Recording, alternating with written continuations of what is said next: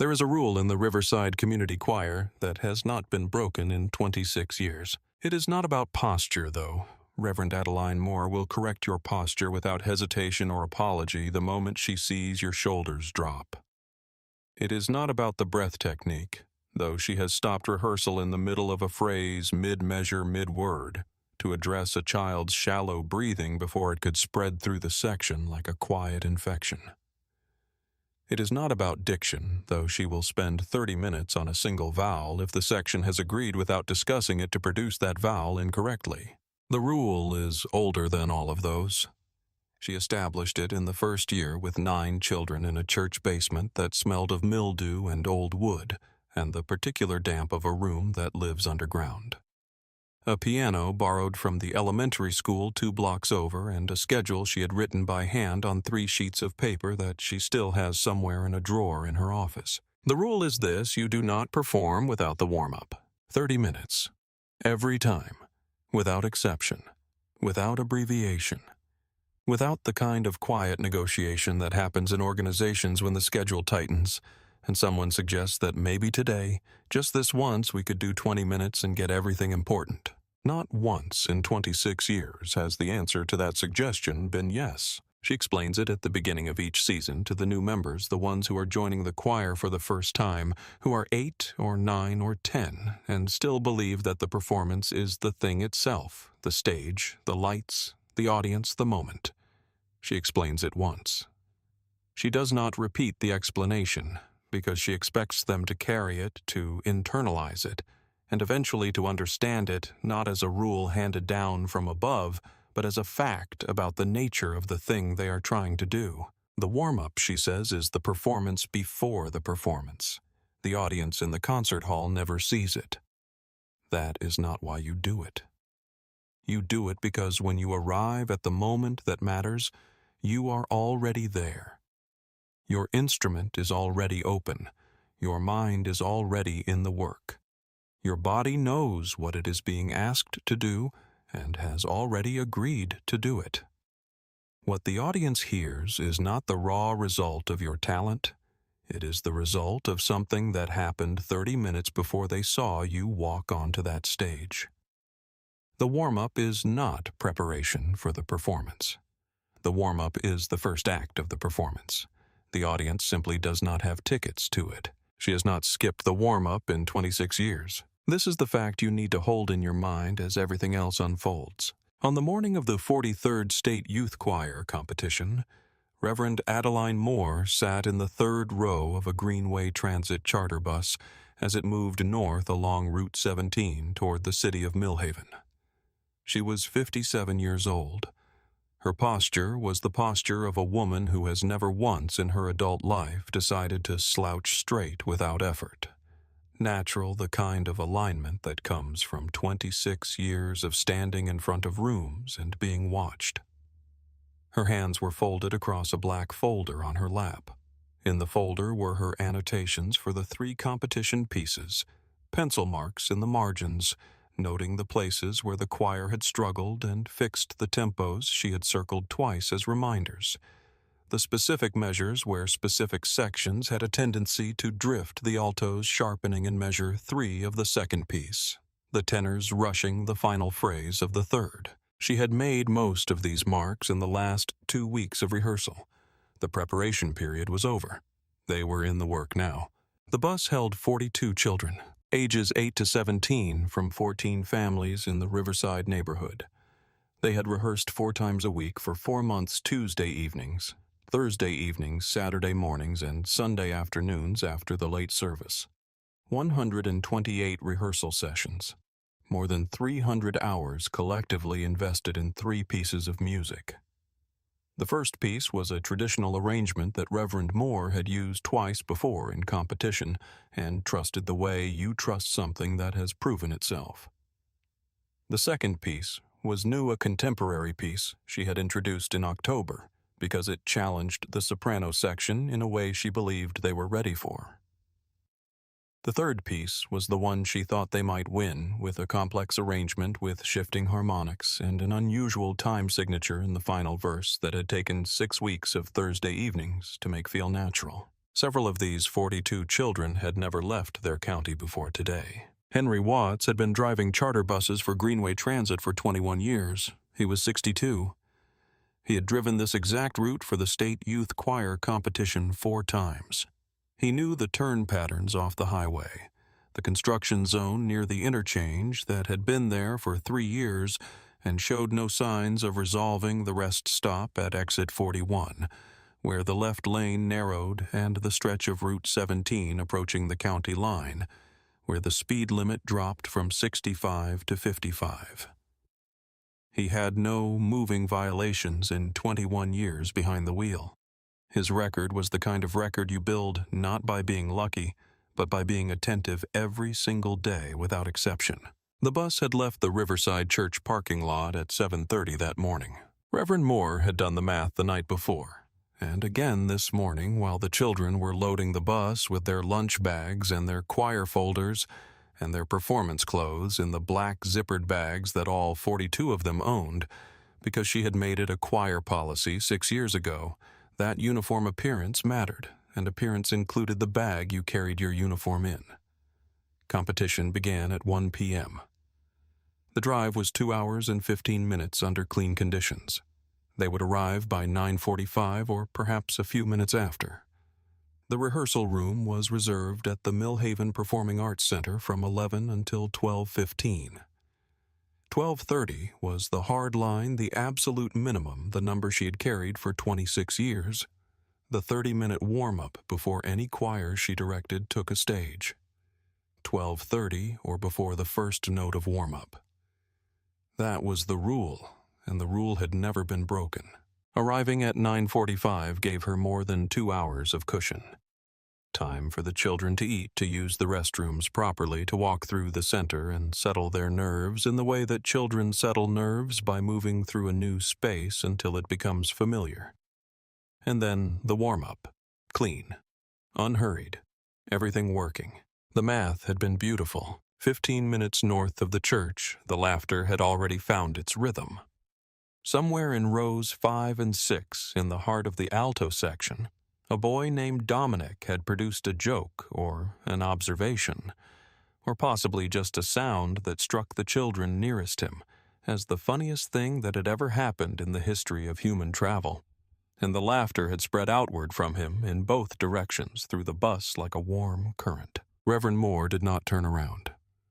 She allowed it. The bus was their space this morning between the rehearsal room they knew and the stage they were going toward.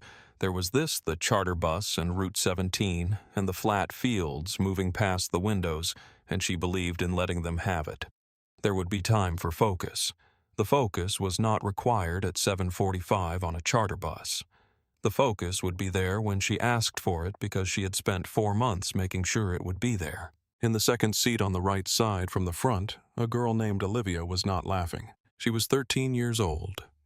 She had been with the choir since she was 9, brought in by Reverend Moore after a church service in which a child who sang only occasionally unprompted in the back row while the congregation was still finding their seats had produced a sound that Reverend Moore heard from 20 feet away and recognized immediately. She had found the child's mother after the service. The rest followed. Olivia was the lead soprano. She was sitting with her folder open in her lap, reading the opening page of the first competition piece, with the concentration of someone who is not reviewing information they have forgotten, but who is doing something else entirely, who is walking through a space they know perfectly in order to feel it again, to confirm that it is still the way they remember to settle into it, before the moment when it will matter. Her eyes moved along the lines with a steadiness that was unusual in a 13-year-old. She did not fidget. She did not look out the window. Her mother had that quality. Her grandmother had had it too, though Olivia had never been told this. She would be told it later today in the parking lot of the Riverside Church when it would mean something specific and true. 3 rows back from Olivia in the alto section, Marcus was 9 years old. He was the youngest member of the current choir. He had joined 7 months ago, brought in at the beginning of the season, because Reverend Moore had heard him singing to himself in the church hallway while waiting for his mother after a Sunday service. and had stopped walking and stood still in the hallway, listening until the boy noticed her and stopped. She had asked him, "Do you know what that song is called?" He had shrugged. She had said, "It is from the first piece we are working on this year." "How do you know it?" He had said, "I heard it from outside the room." She had placed him in the alto section because his voice carried a natural weight that most 9-year-olds did not have. It was already low for his age, and it had a quality of grain in it, not roughness, but texture that she believed would become something remarkable if he stayed with it for the next several years. This morning, Marcus was holding his choir folder pressed flat against his chest with both hands. Not reading it. Holding it. The way a child holds something familiar in an unfamiliar moment. He was the youngest one here. He had never been to a state competition before. He had never been in a building as large as the Millhaven Performing Arts Center was going to be. He was very still, and the stillness was a kind of work. In the back rows of the bus in the bass section, James was watching the fields go past the window. He was 17. He had the frame of someone who had grown quickly in the past 2 years and had not yet fully reconciled himself to the fact of the new height he moved through spaces with a slight carefulness, an awareness of corners and door frames that tall adolescents develop in the process of learning their own dimensions. He had been in the choir for 3 years. His voice had dropped in that time from a middle-range tenor to a solid bass, and the drop had happened at exactly the right moment because the bass section had needed it, and he had been there. He was one of the most technically accurate singers in the choir, and one of the few who could hold his part without wavering when the soprano line was going in a completely different direction above him. He was watching the window. The expression on his face was the expression of someone who already knows how certain stories go and does not particularly enjoy knowing. Reverend Moore had seen that expression before. She had seen it on other young men in other spaces over 26 years of working in rooms and hallways and parking lots and buses. It was the expression of someone who has been paying attention long enough to have accumulated a specific kind of knowledge about the world, the kind that does not make you cynical exactly, but makes you precise. She recognized it. She did not speak to it yet. There was nothing to speak to yet. At 9:47 in the morning, the bus was 45 minutes from Millhaven. The lights came on behind them. Henry saw them in the side mirror first. Blue and red, the pulse pattern he knew from 21 years. The lights that mean pull over. He looked at his speedometer before he did anything else. The habit of 21 years, look at the number first. Know your position before the conversation begins. The number was 63. He looked again. 63 miles per hour. The speed limit on this section of Route 17 was 65. He had been traveling at 63 for the last 11 minutes, confirmed by the route recorder that logged every second of every trip on every Greenway transit vehicle. He signaled. He moved to the right lane smoothly without urgency, and he pulled onto the shoulder with the care of someone for whom this was a professional act. He set the brakes. He left the engine running. He turned on the hazard lights. The bus hissed into stillness on the gravel. The laughter in the middle rows stopped. It did not fade. It stopped. Because 42 children ages 8 through 17 understood what blue and red lights behind a bus meant, and the understanding arrived before any of them could decide how to respond to it. Reverend Moore looked at her watch. 9:47. The math shifted. She did not panic. She began recalculating. Officer Craig Sutter pulled his patrol vehicle in behind the charter bus on the shoulder of Route 17, and took a moment before he opened his door. 2 years on this stretch of highway. He had pulled over 4 charter buses in that time. He had the documentation procedures memorized, registration, transit permit, driver, certification, passenger manifest. He was thorough, as his supervisor had said. He was methodical. The route recorder data would show, when it was eventually reviewed, that the bus had been traveling at 63 miles per hour for the 11 minutes before the stop. The speed limit on that section, 65 miles per hour. The bus had been 2 miles per hour below the limit. This information would not be known to Reverend Moore for several more days. But it would be known eventually, and it would matter. Sutter stepped out of his vehicle. He approached the bus with the unhurried confidence of someone who believes that his arrival in any situation should be given time to register before the situation continues. He was not thinking about the 42 children on the bus, or where they were going, or what was happening in the charter bus world on this particular Saturday morning. He was thinking about the procedure. The procedure was the same regardless of the bus. Henry pressed the lever. The door opened. Sutter boarded. He stood at the front of the bus and looked at Henry, then took a slow look at the rows of children behind him. 42 children looking back at him, sitting straight, sitting very still. Not the animated children who had been laughing 3 minutes ago. These were children who had received a message from the world and had adjusted accordingly. Sutter said license and registration, commercial vehicle documentation, charter permit, driver certification, passenger manifest. He said it as a list, not a question. Henry said, "Yes, sir." He opened the document folder in the compartment beside his seat. The folder he kept organized and accessible, the habit of 21 years, the method that was his answer before any conversation started. He handed the folder to Sutter. Sutter took it. He said, "Where are you headed?" Henry said the Millhaven Performing Arts Center. State Youth Choir competition. Sutter looked at the children again. He said, "How many passengers?" Henry said 42, ages 8 through 17, Riverside Community Choir. Sutter opened the folder. He did not begin reading immediately. He looked at Henry for a moment, the way a person looks at someone they are deciding something about. Then he lowered his eyes to the documents. Reverend Moore had not moved. She was in the third row, her folder in her lap, her hands folded over it. She was listening to every exchange with the precision she brought to listening to a choir, not just the words, but the pace, the pauses, the quality of the silences between words. She understood what she was hearing. She had been hearing things like it for 57 years in spaces much larger and much smaller than a charter bus on Route 17. She looked at her watch, 9:49. She began counting. From the second seat on the right, Olivia had closed her folder. She was watching Sutter's back with the same steady attention she had been giving the music 5 minutes earlier. Her face was calm. She was 13 years old, and she was practicing without knowing she was practicing a form of attention that would serve her for the rest of her life. At minute 5, Sutter was working through the transit license. The documentation was clear. Every document in the folder was current, accurate, organized, and immediately legible. There was nothing to find, because there was nothing to find.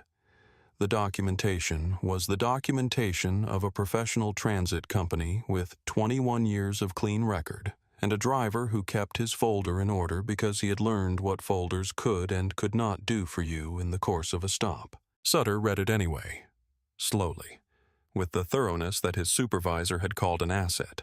Henry waited. At minute 7, Sutter reached the charter permit. He looked at it.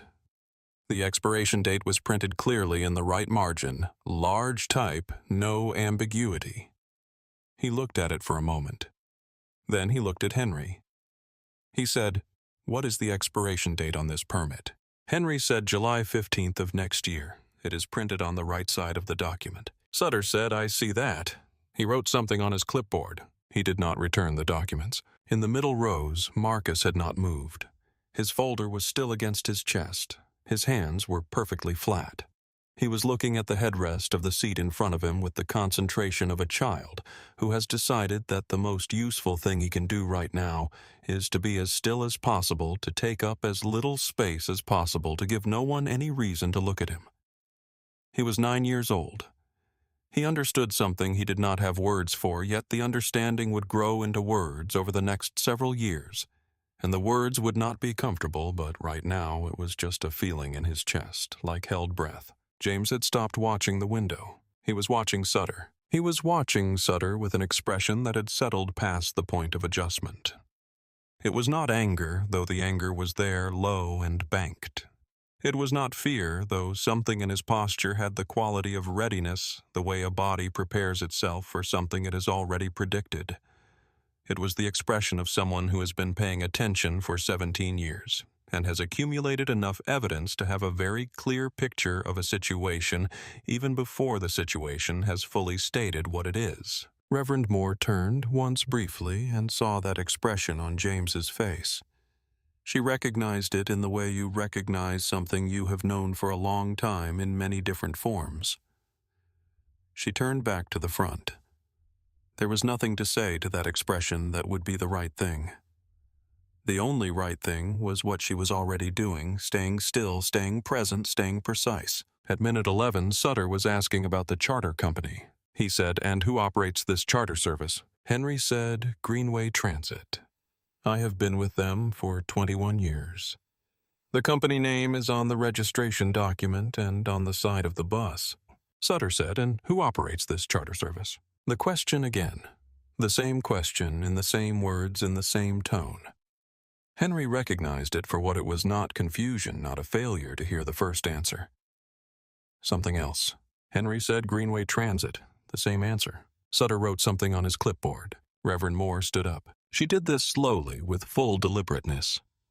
She stood in the aisle and straightened to her full height and turned to face forward toward Sutter with the posture of a woman who has stood in front of rooms for 26 years and knows exactly what her posture communicates.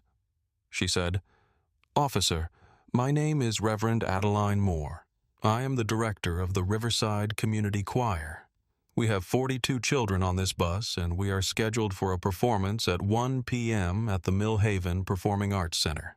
I am asking respectfully whether there is anything I can provide to help expedite this review." Her voice was the voice she used when she was being precise. Not raised, not pleading, not confrontational.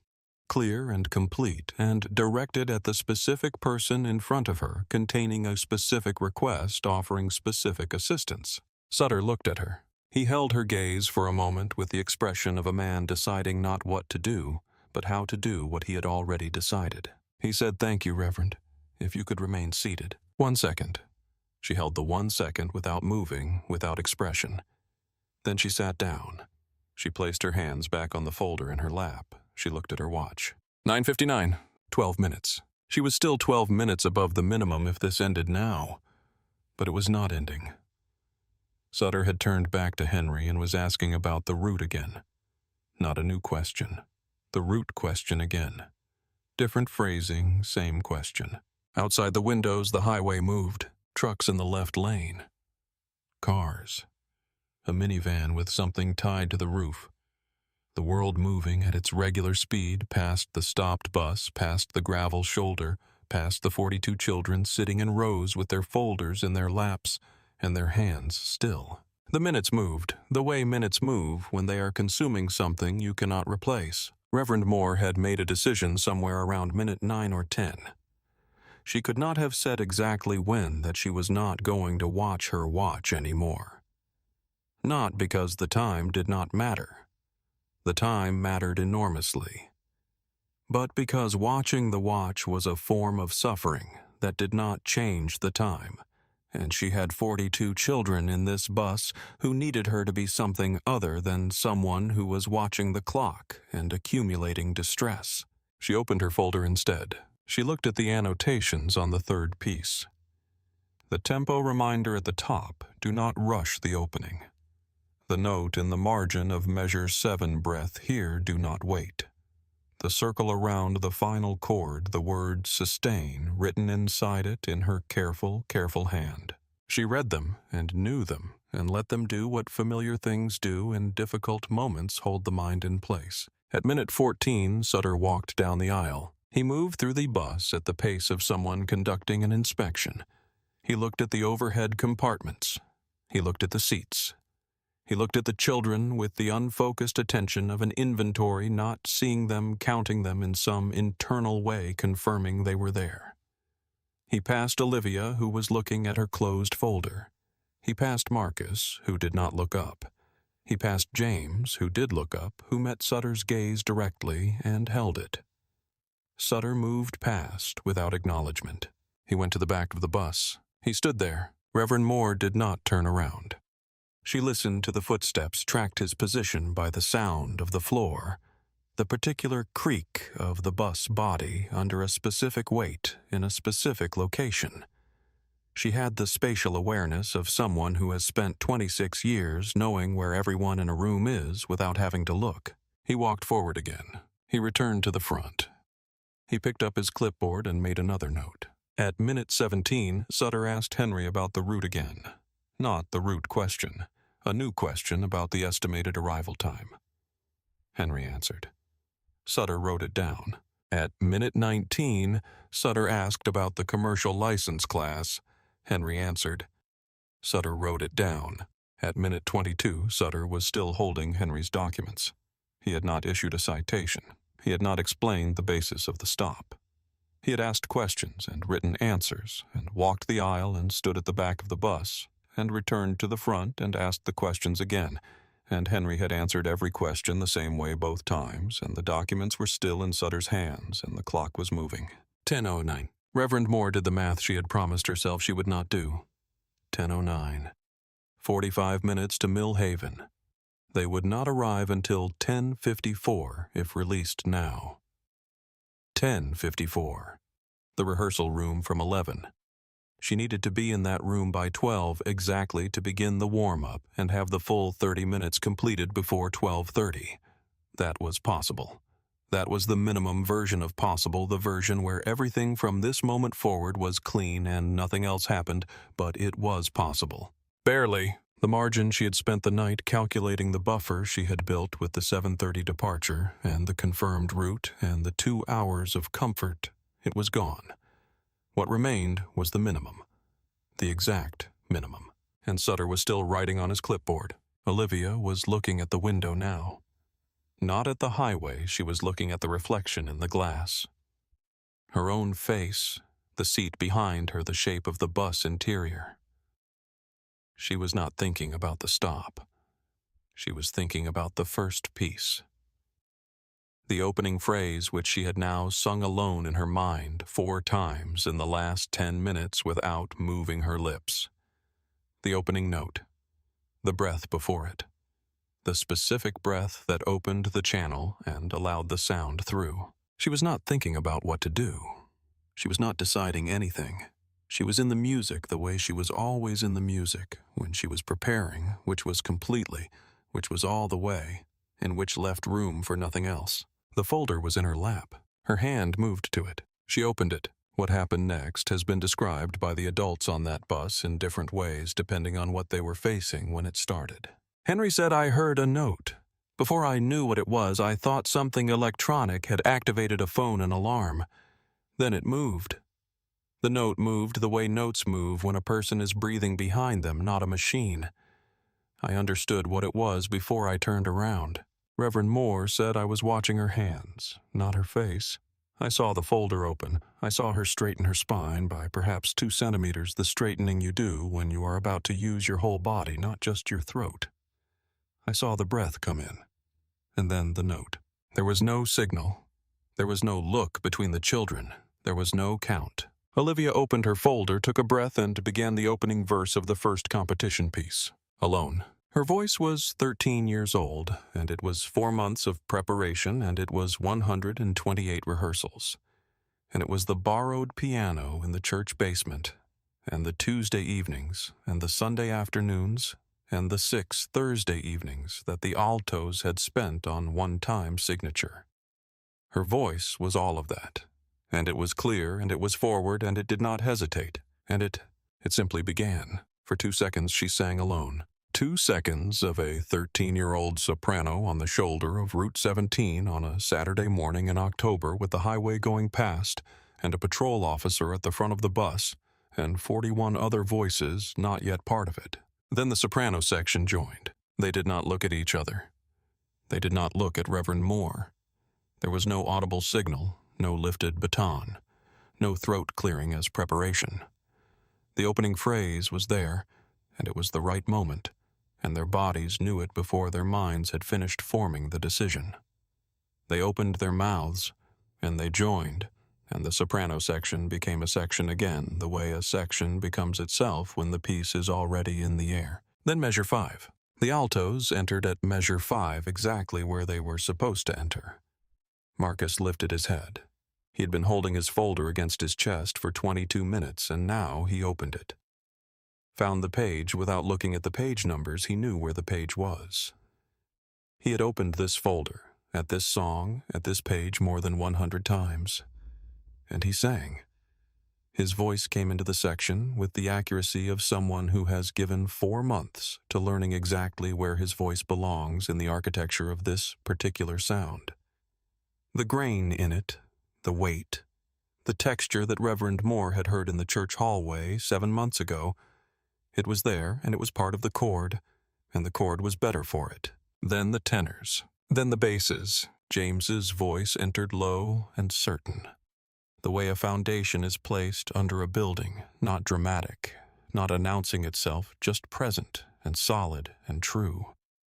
He had been holding something for 22 minutes, and now he let it go through the only channel available to him, the one that 4 months of preparation had opened and kept open.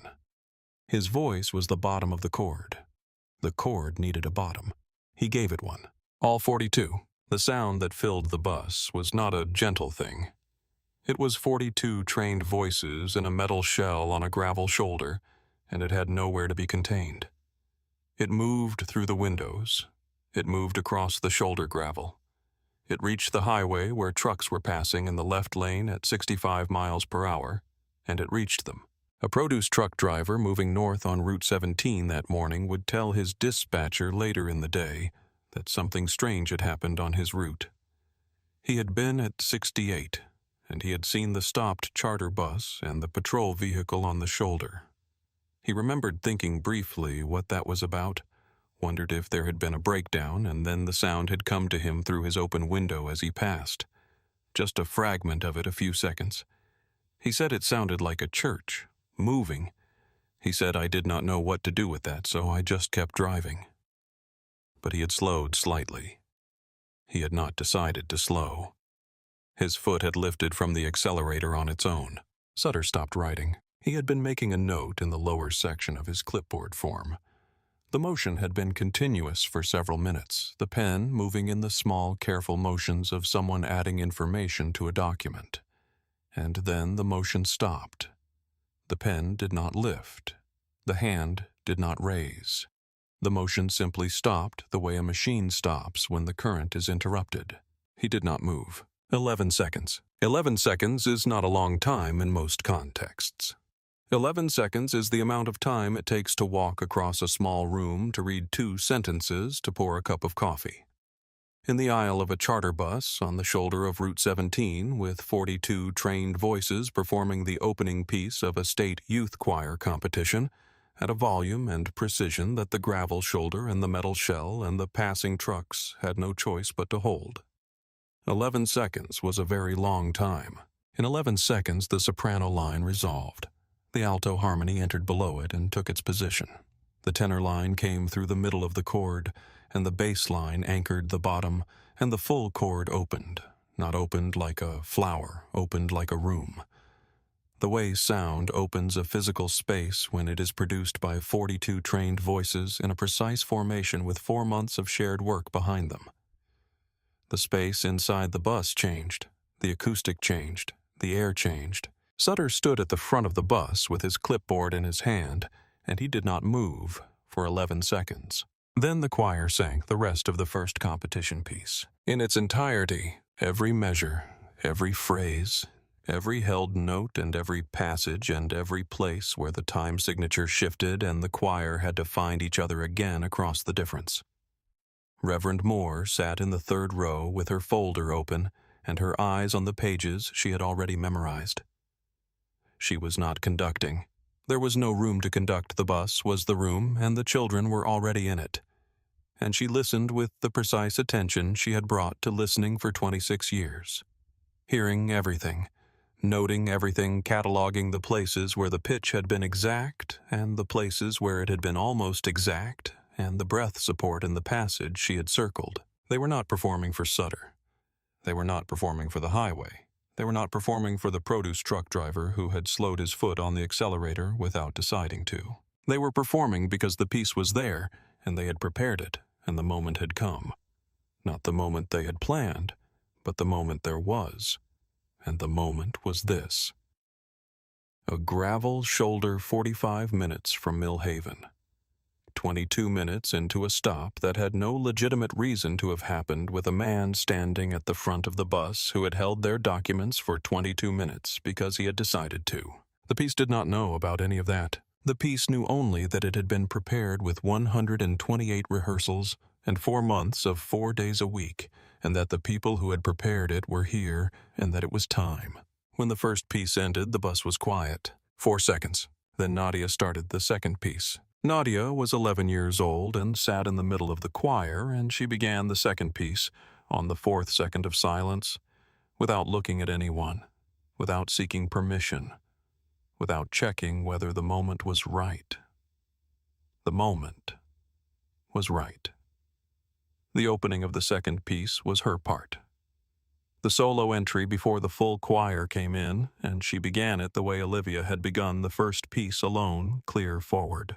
The choir joined immediately. No signal, no count. The second piece was different from the first in every way that mattered. Where the first piece moved, the second one breathed. It had long sustained notes in the soprano line passages where the lower voices dropped to a murmur under Nadia's melody. A section in the middle where only the treble voices carried the full weight, and the rest of the choir held a still chord beneath them, barely audible, a foundation that was meant to be felt rather than heard. In a concert hall properly lit with a rehearsed audience and the right acoustics, this piece would have produced the silence that is the best thing an audience can do. The silence that means they have forgotten to breathe. On the shoulder of Route 17, with trucks going past in the left lane and gravel crunching under tires, and the hazard lights of the patrol vehicle pulsing orange outside the window, it produced something else. It produced the proof of a thing. The proof that 4 months of work does not live in the rehearsal room. It lives in the bodies of the people who did the work. It does not require a stage or a hall or a properly equalized acoustic system or the right lighting. It goes where the people go, and it is there when it is called, and it does not need to be told what the occasion is, and it does not need the occasion to be the one that was planned.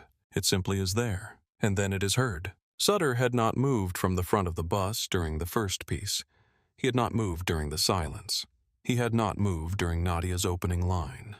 He stood through the second piece the way a man stands when the thing happening around him does not fit into any category he has prepared for, and his body has decided to be still while his mind catches up. When the second piece ended, the bus was quiet again. 2 seconds, 3. Sutter folded his clipboard. He did it slowly. The motion was small and deliberate, the fold of a document against a surface, the click of the clasp. He looked at the clipboard in his hands for a moment. He looked at Henry. He held out the documents. Henry took them. Sutter said nothing. He turned to the door. Henry pressed the lever. The door opened with its pneumatic sigh. Sutter stepped off the bus onto the gravel. The door closed. Through the windows on the right side of the bus, the choir watched him walk back to his patrol vehicle without turning around. He did not walk quickly. He did not walk slowly. He walked at the pace of a man who has decided something and is executing the decision. Henry checked his mirrors. He checked them a second time professionally, the way he always checked them before pulling back onto the highway. He signaled. He moved the bus off the gravel and onto the pavement. The highway received them. For 4 seconds, no one spoke.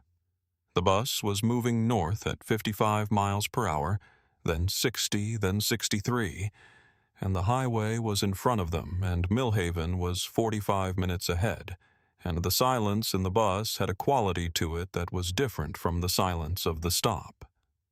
This silence was the silence of something that had happened and was now complete, and no one yet knew what to do with that completion. Then Reverend Moore said, "All right, let us review the tempo on the third piece." She opened her folder. She said it the way she said things at the beginning of rehearsal. Matter-of-fact, forward-moving, containing no commentary on anything that had come before it. Not as a response to Sutter or the stop, or the 22 minutes, or the math, or the gravel, or the highway, or the produce truck that had slowed without deciding to. Not as a brave statement. Not as a lesson.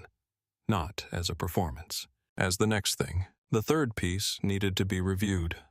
The warm-up was not going to happen at 7 the way she had planned it, but it was going to happen, and they had time right now, and the tempo on the third piece was the thing she had been most concerned about in the last 2 weeks of rehearsal. She said, "All right, let us review the tempo on the third piece." As if the shoulder of Route 17 had always been part of the plan.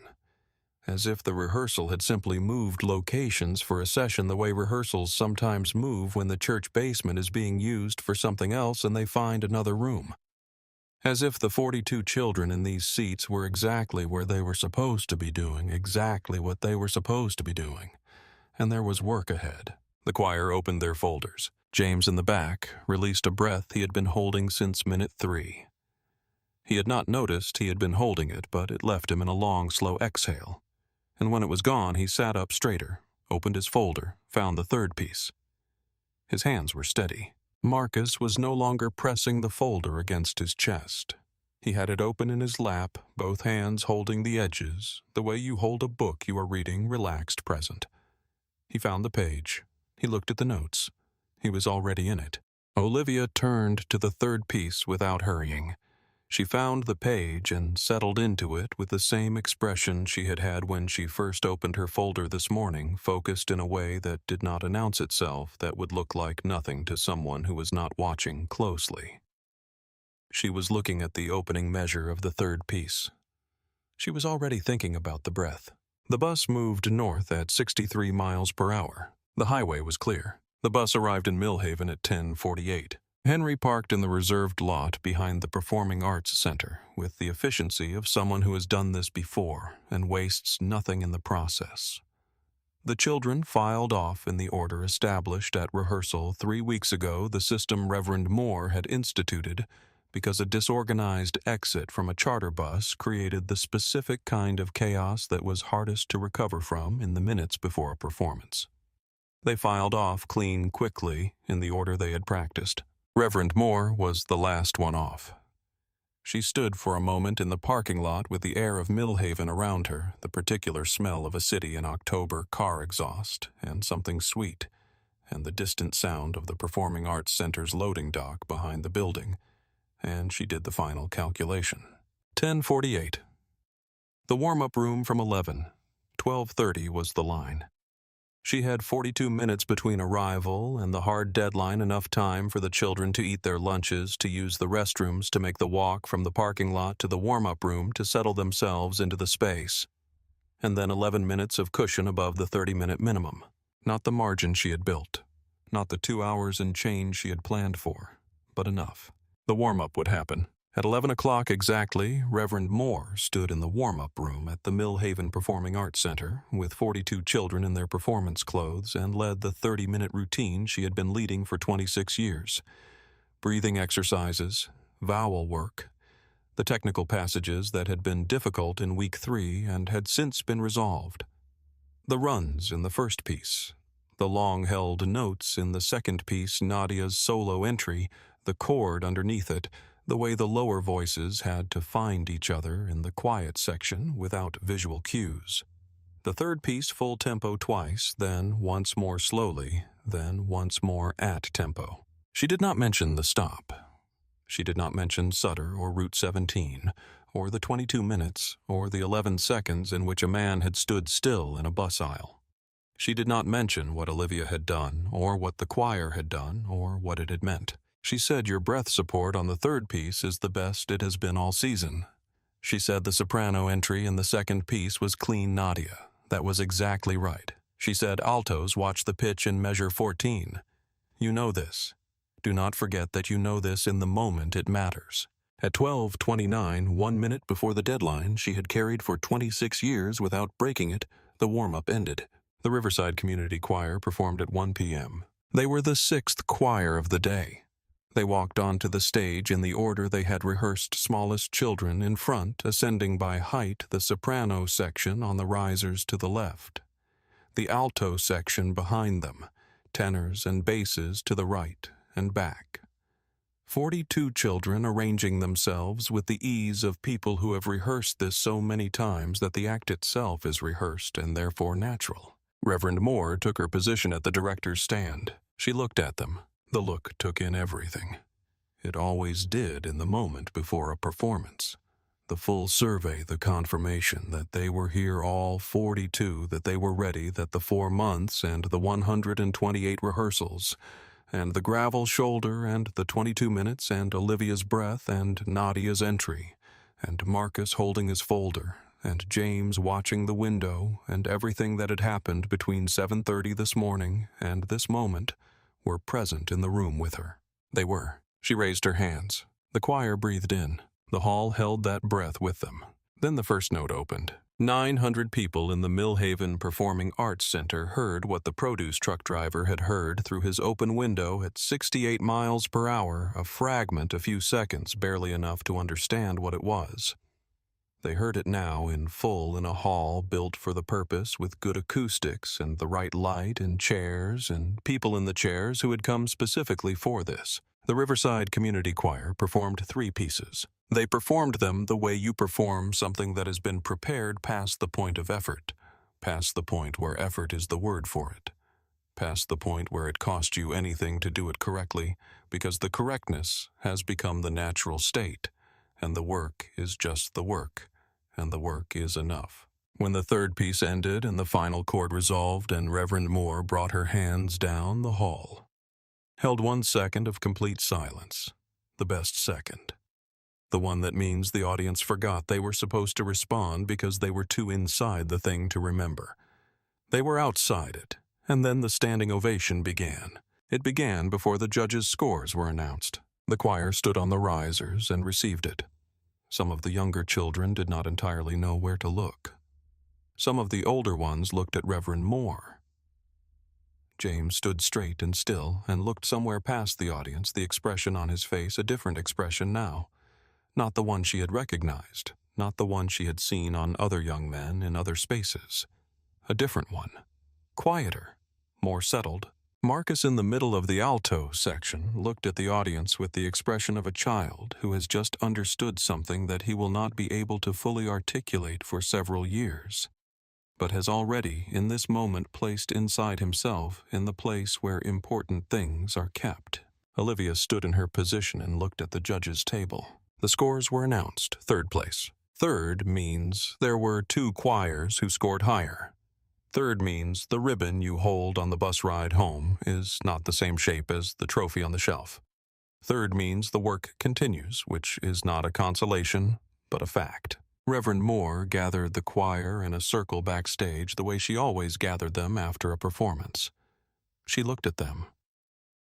She said, "3rd is 3rd." She said, "And you sang on a highway and in a concert hall on the same day, and she could not be more proud of them than she was at this moment. She said the highway was the harder venue and you were better there." She let that sit for a moment. Then she said the warm-up starts on time next season, the same as it always does. Nobody laughed. It was not a joke. The bus left Millhaven at 4 in the afternoon. The children were quieter on the way home than they had been on the way there. Not sad quieter in the way that follows something real, something that takes up a large amount of the interior space and leaves less room for the ambient noise. They would sort out what they were feeling over the next days and weeks. Some of them would not be able to articulate it until much later. Some of them would find that they were still sorting it out for years. The bus arrived at the Riverside Church parking lot at a few minutes past 6. The parking lot was full, not in the way it fills for Sunday service with the expected attendees arriving in the expected sequence. It was full in the way it fills when word has traveled through a neighborhood and people have decided without coordination that there is somewhere they should be. There were parents, not just the parents of the 42 children on the bus, but other parents, parents of children who had been in the choir in previous years, parents whose children were in the waiting list for next season. There were neighbors. There were church members. There were 3 city council members who had heard something in the afternoon and had driven to the church parking lot because it was the right thing to do, and they knew it. Nobody had organized this. People had simply come. Henry parked. He turned off the engine. He sat with his hands on the wheel. Reverend Moore was looking out the window at the parking lot, at the people at the late afternoon light going gold over the neighborhood she had worked in for 26 years. She said, well. Henry said yes. That was all. The door opened. The children came out, and the parking lot absorbed them in the way that a community absorbs its children when it is performing the function it is built for, with warmth, with presence, with the sound of adults who are genuinely glad. Olivia found her mother near the side of the bus. Her mother held her for a moment. Then she held her at arm's length and looked at her with the look of a parent who has heard something second-hand and is now measuring it against the person in front of them to see if it is true. She said, I heard what happened. I heard you started singing, alone before anyone else. Olivia said, I did not decide to. The song was there, and I opened my mouth. Her mother was quiet. Olivia watched her face do something, a small, specific thing, a settling, a recognition. Her mother had the quality of someone who has just been given a piece of information that connects to other information she has been carrying for a long time. Her mother said, that is the most like your grandmother you have ever sounded. Olivia said, what did grandmother do? Her mother said she opened her mouth when it was the right time. Olivia looked at her mother for a moment. She looked at the parking lot, at the people, at the last light on the church building and the trees. She was thinking about the answer and what it meant and whether it was a full answer or the beginning of a longer answer that she would receive over time. She decided it was the beginning. She decided she could hold the beginning. She was already thinking about next year, the competition calendar, the rehearsal schedule, what they would need to change to move from third to first, what pieces she would want to bring to Reverend Moore's attention, what the soprano section needed to work on over the winter to be ready for what next fall would ask of them. She did not say any of this. She stood in the parking lot with her mother and let the evening come. The following Monday morning, Greenway Transit filed a formal complaint with the County Highway Patrol Office. The complaint was documented and specific. It included the route recorder data, 63 miles per hour, for the 11 minutes before the stop on a road with a speed limit of 65. It included a written timeline of the stop detailing the duration of 22 minutes, the questions asked twice and answered identically both times, the holding of documents without citation notice or explanation, and the total delay imposed on a scheduled transit service carrying minors to a confirmed event. The supervisor pulled Sutter's file. He looked at the prior charter bus stops. 4 in 2 years. 3 of those stops confirmed by later review to have been of buses traveling at or below the speed limit on that section of Route 17. The same section, the same pattern. He documented this. Sutter was placed on performance review. Mandatory training in commercial vehicle stop procedures was assigned. The formal complaint was sustained. A finding was entered in his record. The supervisor did not describe Sutter's thoroughness as an asset this time. He did not describe it as anything. He documented what the documentation showed, which was sufficient.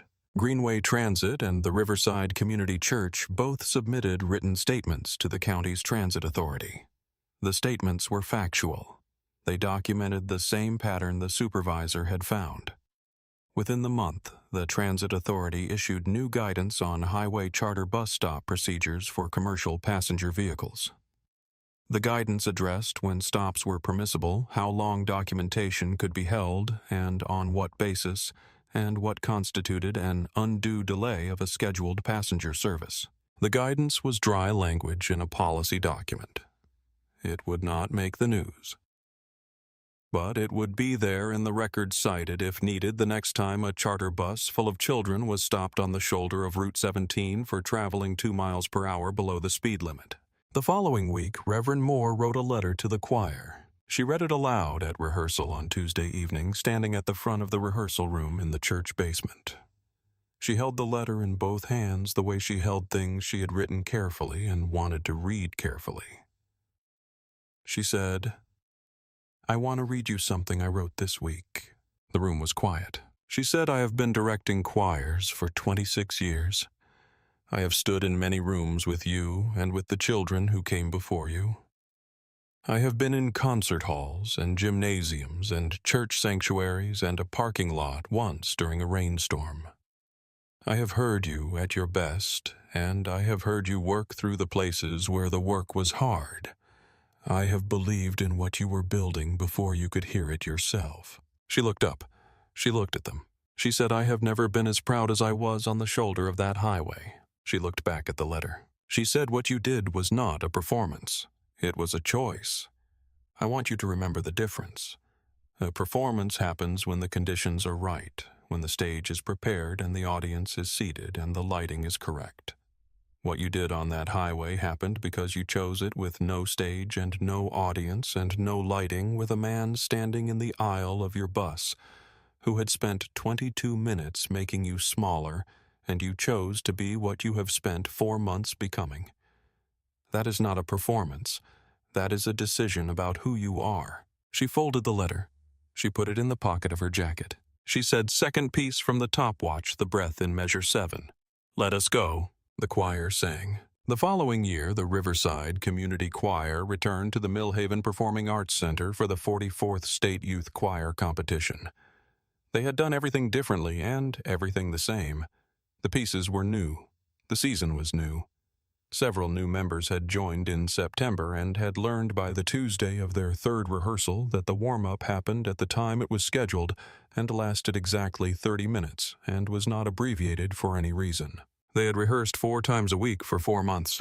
The warm-up had not been skipped.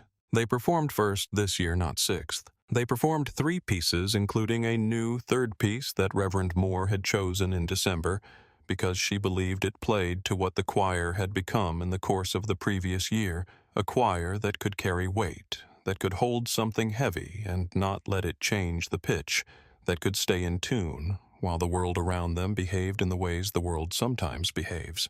When the scores were read, the Riverside Community Choir placed first. Reverend Moore stood at the director's stand and heard the number. She did not react for a full 3 seconds.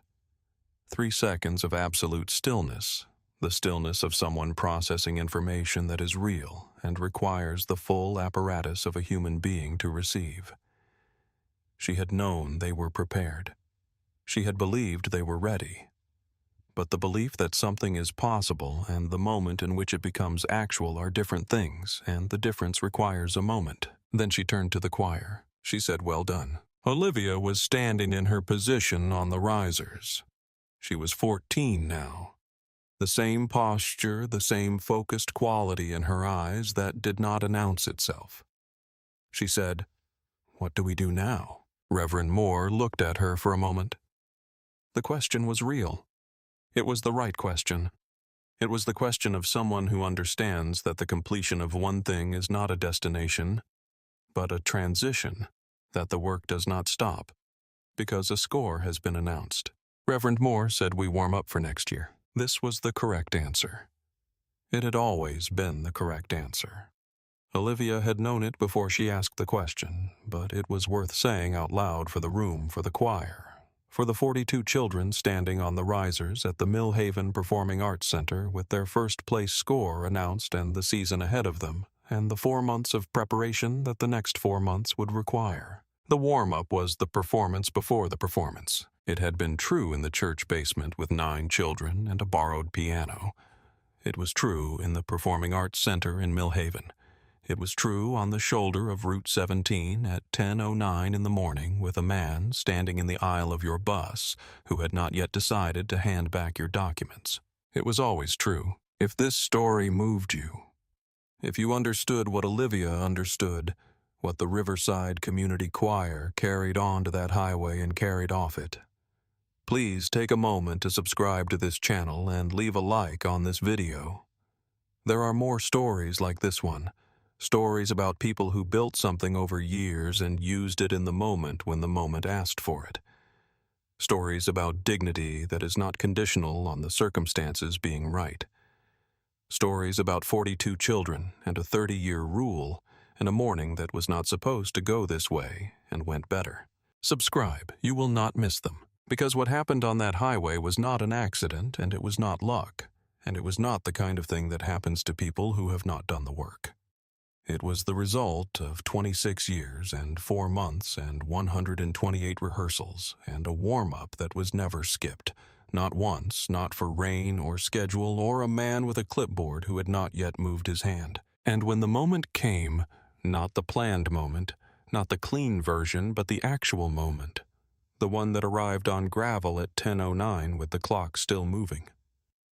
A 13-year-old girl opened her folder, took a breath, and began. And 41 voices knew exactly what to do. That is what preparation is for. Not for the ideal conditions, not for the stage that is ready, and the light that is right, and the audience that is seated. For this, for the shoulder of Route 17, for the 22nd minute of a stop that should have lasted 5, for the moment when there is no signal and no count, and no one tells you to begin, and the song is there, and you open your mouth. That is what Olivia did. That is what her mother said was the most like her grandmother she had ever sounded. And her grandmother, her mother said simply, opened her mouth when it was the right time. The right time is rarely announced. It arrives and you are either ready for it or you are not. And the difference between those two outcomes is everything that happened before the moment came. Quiet dignity built over years in a church basement will always find its way to the shoulder of a highway when it needs to be there, and it will always be enough.